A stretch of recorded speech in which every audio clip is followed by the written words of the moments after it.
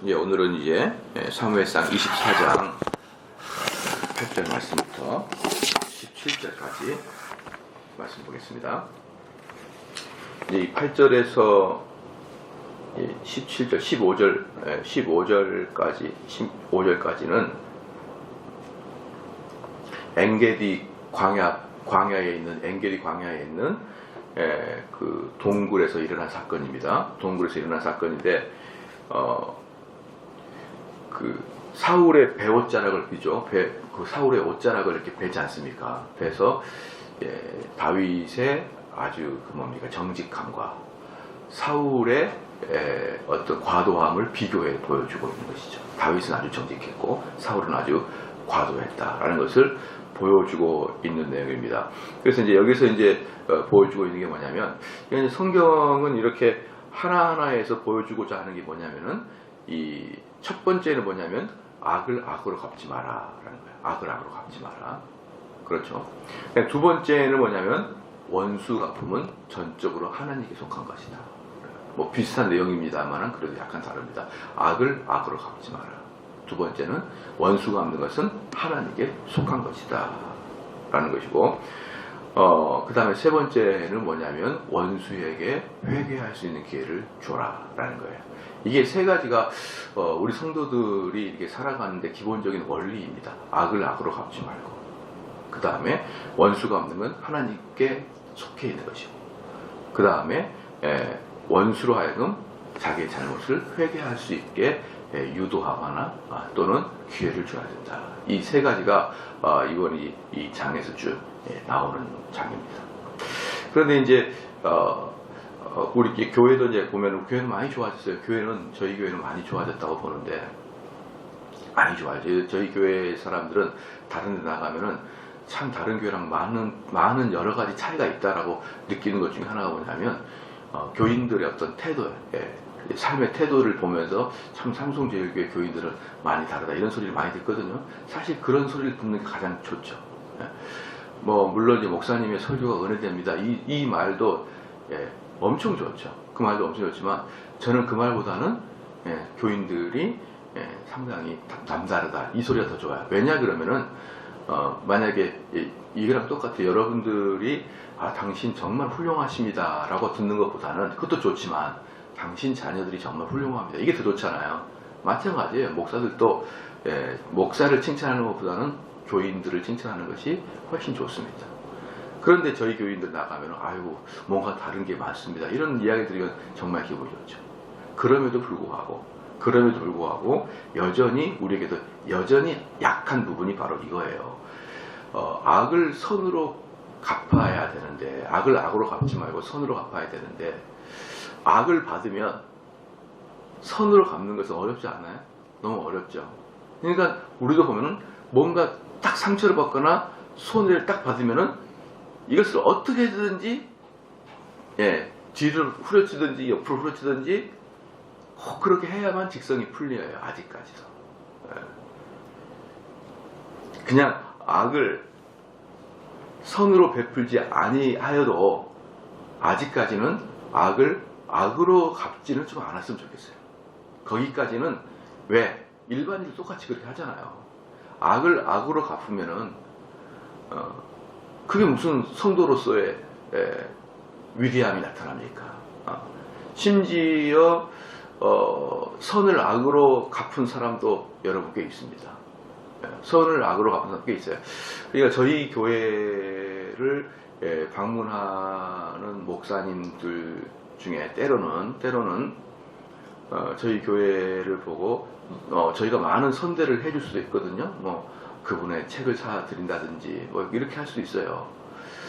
그런데 그 이후에 저에 대한 또는 저희 교회에 대한 제가 느끼기에는 약간 배 아픔의 반로에 의해서 소문을 좋지 않게 내는 경우가 가끔은 있었어요. 가끔, 많지는 않은데 가끔은.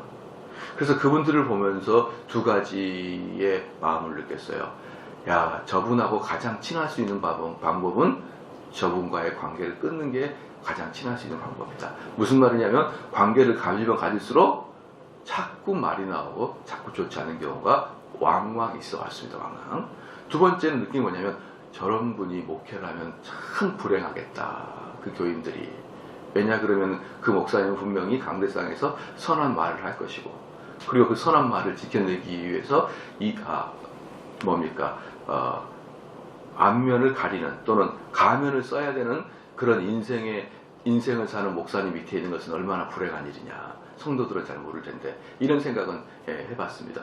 그러니까 목회자인데도 불구하고, 이건 목회자니까 좀 배 아플 수가 있죠. 그런데 분명히 저희들은 선대로 하였는데 돌아온 것은 악이 나오는 경우도 종종 있어요. 그것은 성도로서는 전혀 하면 안 되는 일이고, 두 번째, 악을 받았을 때 악을 악대로 갚은 것은 일반인도 얼마나 그럴 수 있으니까 우리는 최소한 악을 받고 또는 상처를 받고 또 그럴지라도 자기 당대에서 그걸 끊어내는 그 정도는 해야 된다. 최소한 최대한 선은 베풀지 못하더라도,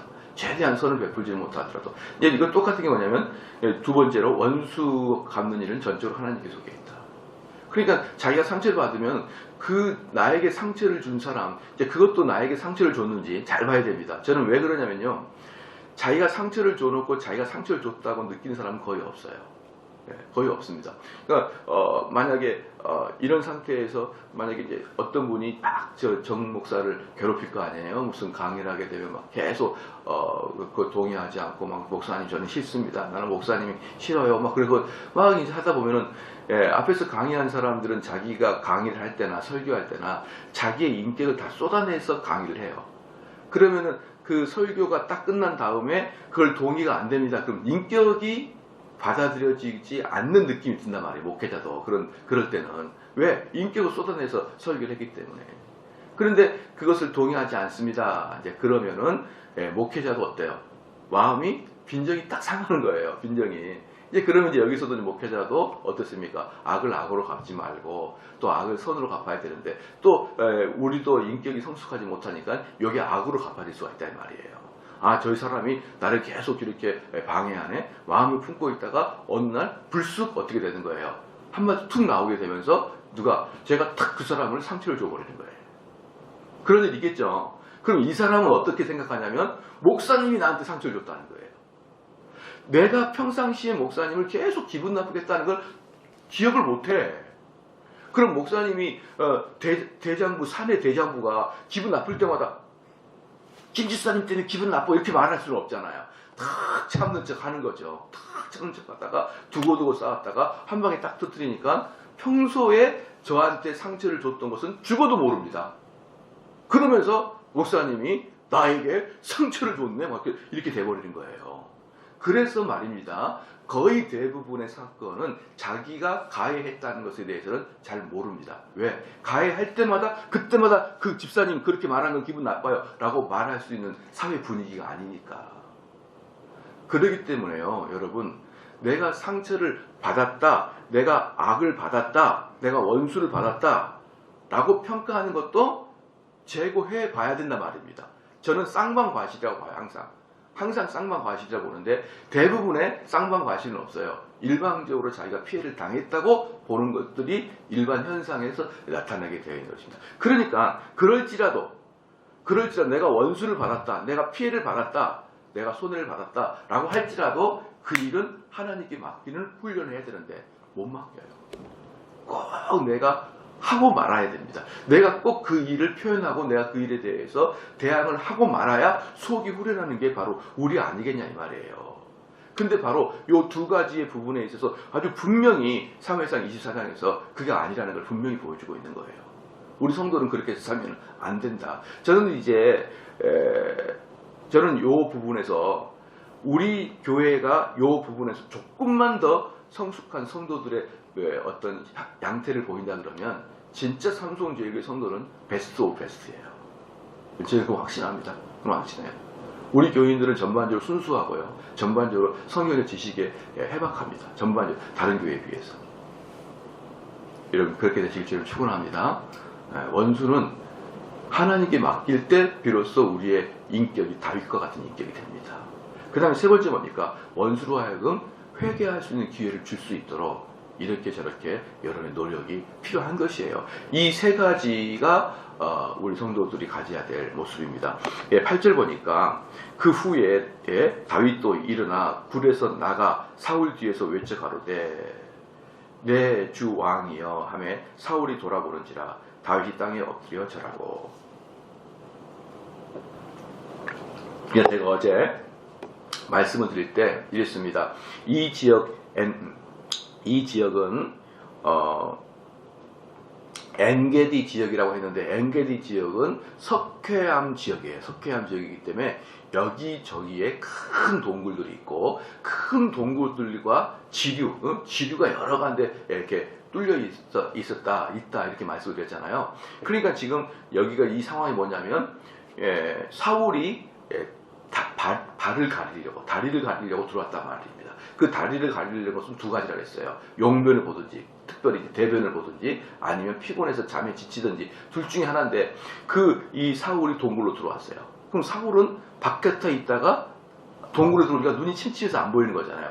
그 순간에 어쨌든 잠을 잤는지 대변을 봤는지는 모르겠지만, 그 순간에 이 다윗과 몇 명이서 이렇게 사울의 옷을 잘라냈어요. 잘라내가지고 다른 지위를 통해 가지고 굴 밖으로 나가게 된 거예요. 굴 밖으로 나가게 된 것입니다. 그런 다음에 이제 사울의 뒤에서 이제 크게 외쳤어요. 굴에서 나와서 크게 외쳤는데 내 주 왕이여 하며 사울이 돌아보는지라 다윗이 땅에 엎드려 절하고. 여기 보면요, 여러분 이 다윗의 그 인격을 한번 보십시오. 사울한테 뭐라고 합니까? 내 주 왕이여라고 하잖아요. 자기를 죽이려고 하는 사울에게 내 주라고 표현하는 거예요. 내 주. 그러니까 이게 다윗의 인격이다. 그리고 뭐라고 하냐면 땅에 엎드려 절하고, 이 땅에 엎드려 절하고 원어를 보면 코가 땅에 닿도록 절을 했다는 것이에요. 그러면 여기서 보면은 이제 어제도 제가 잠깐 이런 부분을 설명했는데, 만약에 왕이 신하를 죽일 때 그 신하는 왕에게 내 주 왕이여라고 그 인격을 끝까지 지켜줘야 되고, 또 하나 나가서 그 다음에 땅에 엎드려 그에게 예의를 갖춰야 이후에도 모든 게 원만하게 해결된다 라고 해석하는 것은 인본주의 사람들의 해석이란 말이에요. 그러니까 우리가 손자병법이나 그렇잖아요. 그 다음에 삼국지나 이런 걸 보면서 여러분 인생의 지혜를 얻지 않습니까? 인생의 지혜를 얻는 게 다 이런 거예요. 딱 24장 8절을 보면은 딱 인생의 지혜를 얻을 수 있는 거예요. 아무리 그 왕이 나를 악하게 여길지라도 끝까지, 무슨 일이 있어도 끝까지 그를 높이고, 끝까지 그에게 겸손을 외치고, 이렇게 해야 결국은 다윗도 왕이 되어서도 그것 때문에 책 잡히지 아니하고 살아갈 수 있다. 이렇게 해석을 하게 되면 뭐라고요? 인본주의적 손자병법이란 말입니다. 그럼 여기서 뭡니까? 이것은 예수 그리스도를 닮는 겸손 그 자체의 모습을 보여주는 거예요. 그렇기 때문에 여러분 잘 봐보십시오. 가끔 어르신들이 이제 설날이 되면은 이제 손자들이 와가지고 크게 세배하잖아요. 세배하면은 그래 길동아 요즘에 네가 좋은 대학 들어갔다는 소리를 이 헤레비가 들었다. 잘했는데 항상 남을 나보다 낮게 여기고 겸손해라. 그래야 네가 인생 잘 산다. 이렇게 얘기하는 것이 바로 인본주의입니다. 인본주의예요. 그렇게 하면 안 되고요. 성도는 겸손해라 라고 말할 필요도 없이 하나님을 쳐다보고 예수 그리스도를 쳐다보면 겸손해져 있어야 되는 거예요. 제가 언젠가도 말씀드렸지만 인민새끼야 너 이 자식이 너 항상 겸손해라. 이럴 때 장가도 못 가, 직장도 못 얻어, 백수에 그런 놈이 설날에 왔어요. 큰 놈이 설날에 왔습니다. 그러면 할아버지가 이 녀석아 겸손해라. 예, 잘 안 합니다. 근데 그 친구가 장가도 잘 갔고 좋은 직장에 들어가가지고 이제 좋은 양복 들고 이제 할아버지 딱처럼 할아버지 그때야 야 너 항상 겸손해야 된다 그러잖아요. 겸손해야 된다 그 자체가 교만이 아닐까요? 할아버지 그러고 보니까 저도 친구들 중에 제가 이번에 아주 좋은데 직장 취업해가지고 저 이럴수록 더 겸손해야겠어요. 이렇게 말하는 거지. 10년 백수가 할아버지 저 겸손하게 겸손을 하지 말고 취업을 해라. 겸손을 해야겠어요. 겸손해라 이렇게 말하는 게 바로 이미 교만의 자리에 있다는 뜻이에요. 이미. 그러니까 여기에서도 다윗에게 너가 나가서 왕에게 크게 절하고 내주 왕이여 이렇게 대해야 된다 라고 평가하는 것은 이미 교만한 자리에 있는 것입니다. 이게 바로 인본적 겸손과 그리스도인들의 겸손의 차이입니다. 그리스도인들은요, 자기가 아무리 잘났어도, 자기가 아무리 도덕적으로 깨끗할지라도 예수 그리스도랑 자기를 비유하니까 항상 미칠 지경입니다. 내가 겸손해야겠다는 생각도 못할 정도로 내 스스로가 미천하고 부끄럽고 내 존재 자체가 참으로 부끄러운 존재가 되어 있기 때문에 자발적이고 자원하고 그냥 스스로 겸손하겠다는 마음 먹지 않아도 그냥 겸손한 상태가 그리스도인들이고, 그리스도인 아닌 사람들은 내가 좀 겸손해야지 그렇게 되는 거예요. 여러분 아시겠죠? 그 차이를 여러분들은 좀 분명히 아시고요. 그렇지 않으면 이런 8절 이런 걸 보면서 금방 손자병법처럼 인본주의적 겸손, 인본주의적 대인관계, 인본주의적 하나님과 관계가 탁 돼버리고 마는 것이에요. 많은 것입니다. 요번에 이제 어디 가가지고 제가 어떤 분하고 아주 그 엘리트하고 탁 대화를 나눴는데 이미 그분은 예의 범절과 겸손이 몸에 다 갇혀 있어요. 다 갇혀 있습니다. 엘리트고 아주 직장도 좋고 믿음도 좋은 그런 분인데 아주 엘리트적 가치관하고 이제 또 사람들 배려도 잘하고.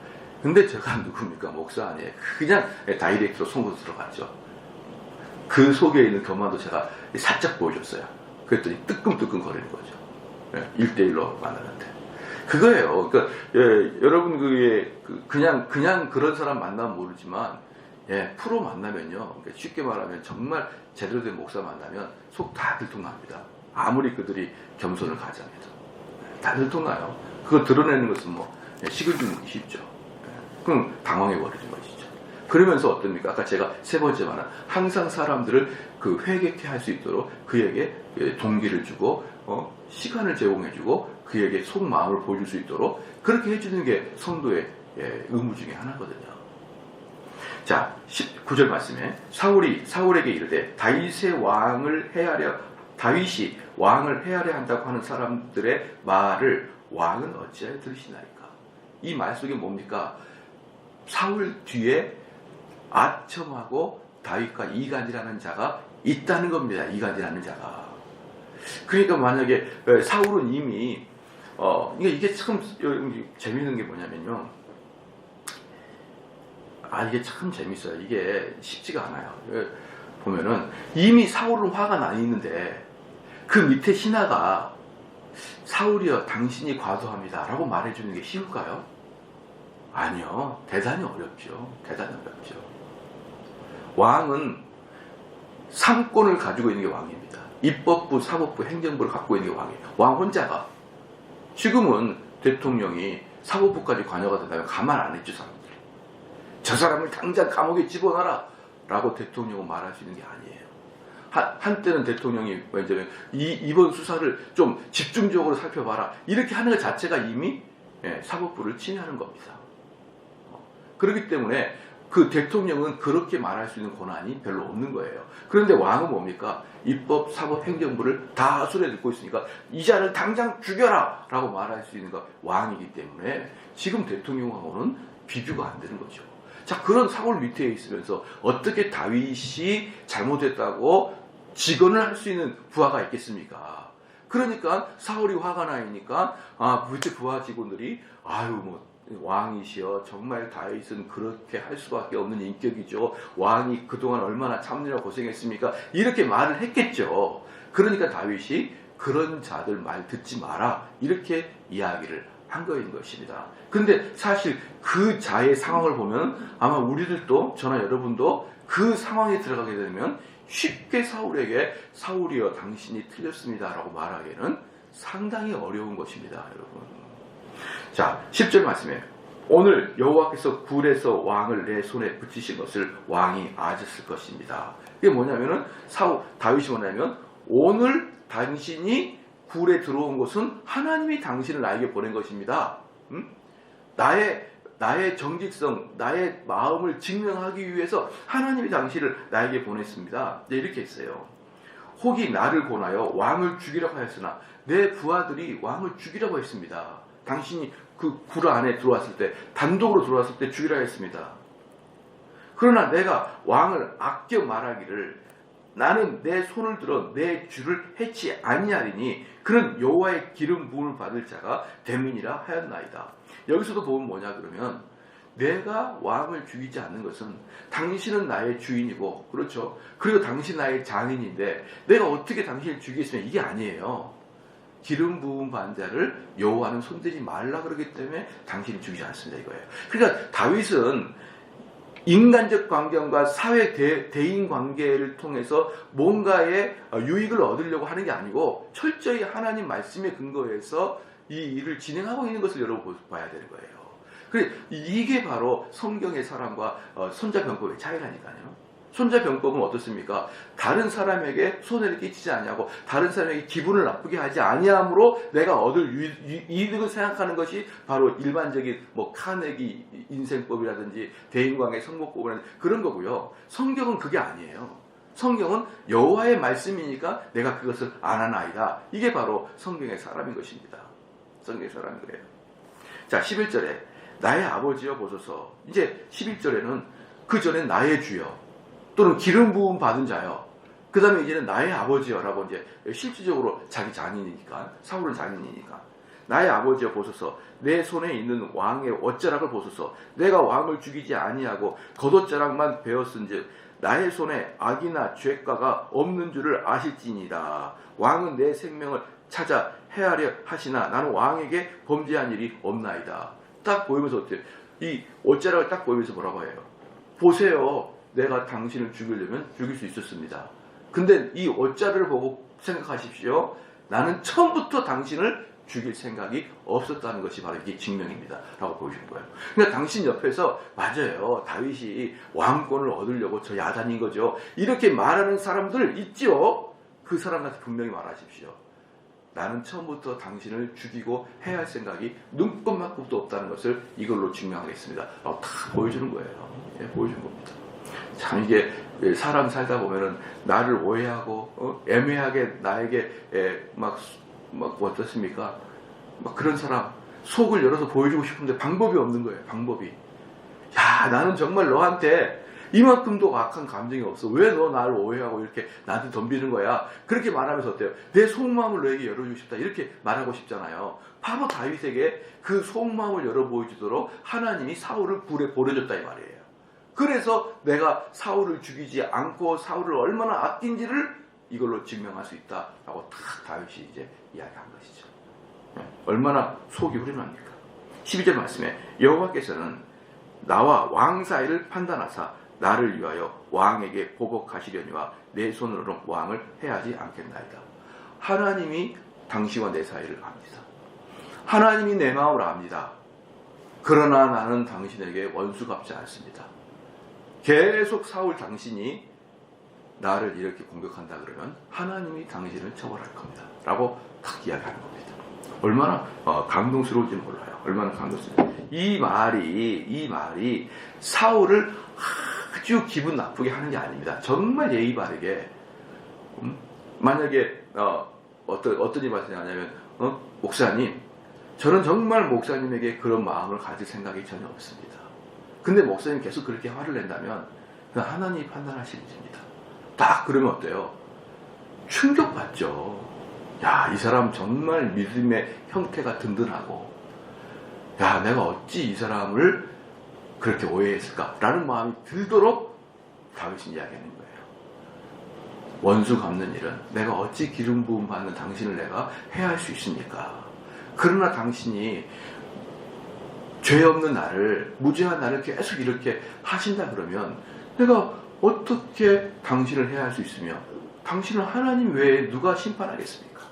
라고 다 이야기를 하는 겁니다. 여러분, 이런 인격이 되시길 주의를 축원합니다. 그냥 막 좀 손해본다고 좀 속상한다고 막 그러면요, 일반 세상 사람과 다를 바가 하나도 없는 거예요. 성도는 자기 몸뚱아리 자체, 자기 삶의 양태 자체가 그리스도의 편지가 돼야 되는 거예요. 그리스도의 편지가. 근데 어떻게 세상 사람과 하나도 차이가 없을 수가 있습니까? 그렇잖아요. 어떤 교회 갔더니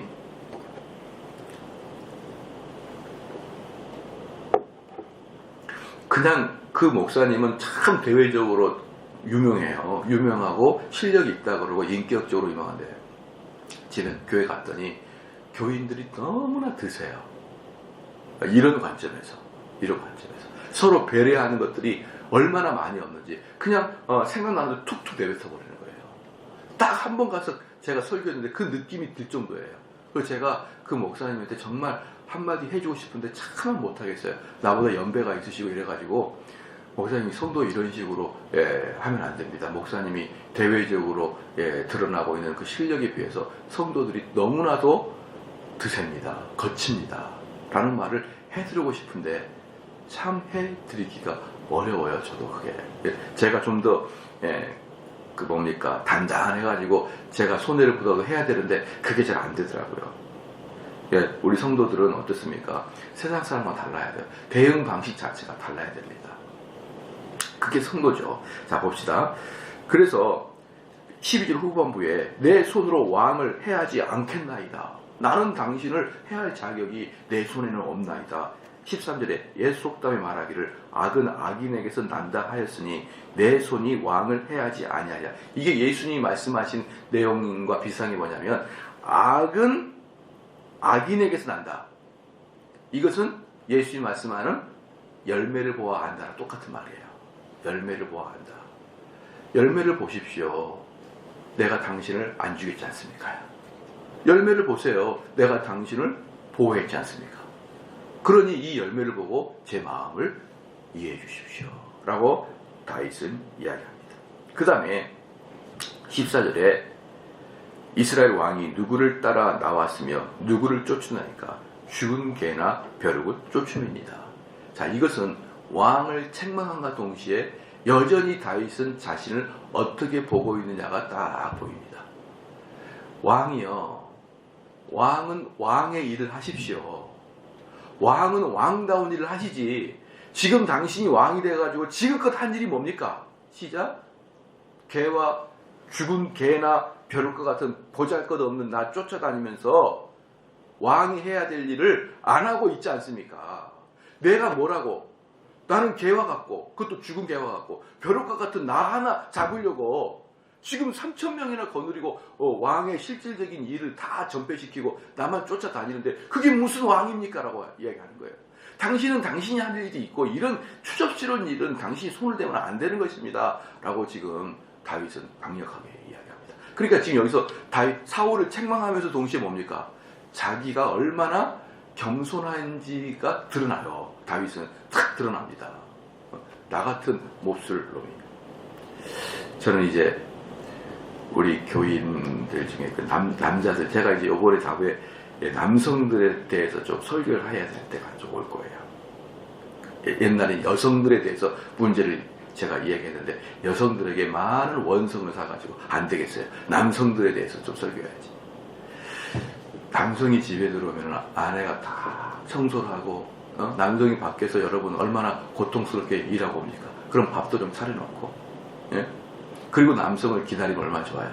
근데 여성도 보통 힘든 게 아니잖아요. 그럼 밥 안 차려면 와서 챙겨 먹으면 될 거 아니야 자기가. 어떻게 남성을 이렇게밖에 생각을 안 하냐? 너는 집구석에서 일하면서 이 밖에서 일하고 있는 남성을 이렇게까지 대우를 못하겠냐? 이렇게 자기 자신을 조금 높이 볼 필요가 없습니다. 남성도. 만약에 밥 안 차리면 자기가 챙겨 먹으면 되죠. 밥통에 밥 있고 냉장고에 김치 있는데 꺼내서 먹으면 되지. 손이 어서 발이 없어요. 그런 걸 가지고 섭섭하다 아내가 남편을 생각하는 것이 이거밖에 안 되냐? 이렇게 생각할 필요가 전혀 없는 거예요. 자기를 아주 낮춰버립니다. 그렇죠? 동의하십니까? 여러분과 우리는 뭐예요?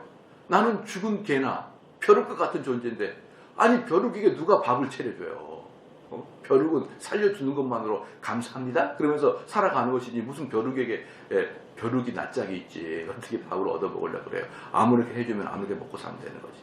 그러니까 자기를 조금이라도 높여보는 사람들은 그 높이만큼 섭섭한 게 있어요.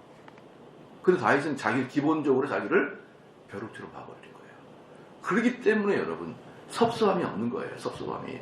섭섭함은요, 자기 자존감의 높음과 비례합니다. 그 높이가. 예. 자기는 죽은 개고 자기는 벼룩인데 이런 놈 쫓아다니면서 어떻게 그 존귀한 왕의 일을 이렇게 허비할 수가 있습니까? 왕이여 정신 차리십시오 라고 한 거예요. 15절에 그런즉 여호와께서 재판장이 되어 나와 왕 사이에 판결하사 나의 사정을 살펴 신원하시고 나를 왕의 손에서 건지시기를 원하나이다. 다윗이 얼마나 정직합니까? 나랑 왕 사이에 내가 잘못한 거 없습니다. 있다지요.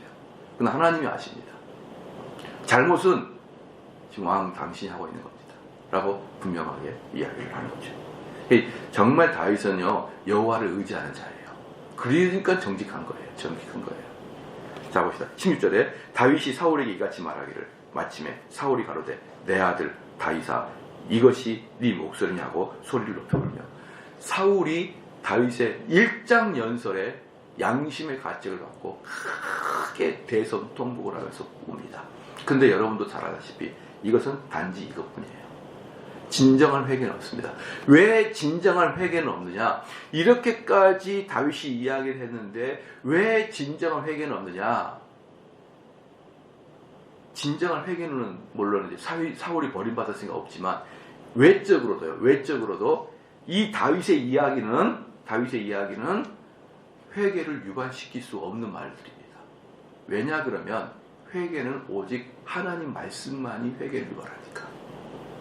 이것은 하나님 말씀을 해석한 게 아니잖아요. 하나님 말씀을 해석한 게 아니라 사울 당신이 나에게 지금 해를 강하게 끼치고 있다는 것을 증명한 것이고, 회개는 하나님 말씀을 해석할 때 우리의 양심이 들어올 때.